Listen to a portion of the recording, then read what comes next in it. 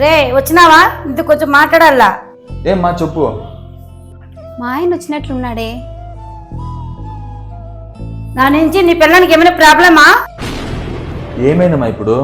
ఏమైందంటే నా చీర పిండి ఆరేసుకుని ఉంటే ఆవిడ గారు నా చీర పడేసి ఆమె బట్టలు ఆరేసుకునింది. అత్తని గౌరవం కూడా లేదు. ఏమనుకుంటుంది తను? అయినా ఈ ప్రేమ పెన్నిళ్ళు వద్దంటే ఇన్నావా? కర్మ కర్మ.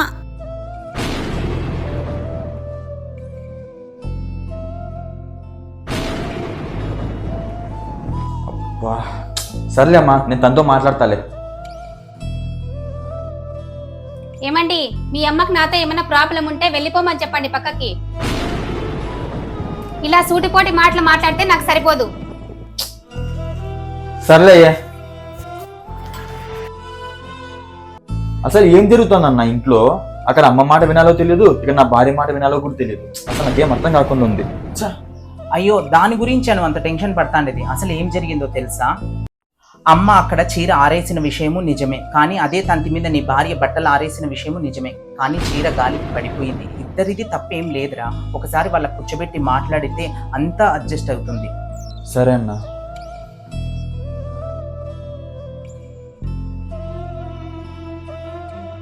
అయ్యో సారీ అత్తమ్మ, తప్పుగా అనుకున్నాను మిమ్మల్ని. సారీరా. ఇలా అర్థం చేసుకునే భార్య అమ్మ మన ఇంట్లో కూడా ఉంటే మన జీవితం సంతోషంగా ముందుకు సాగుతుంది.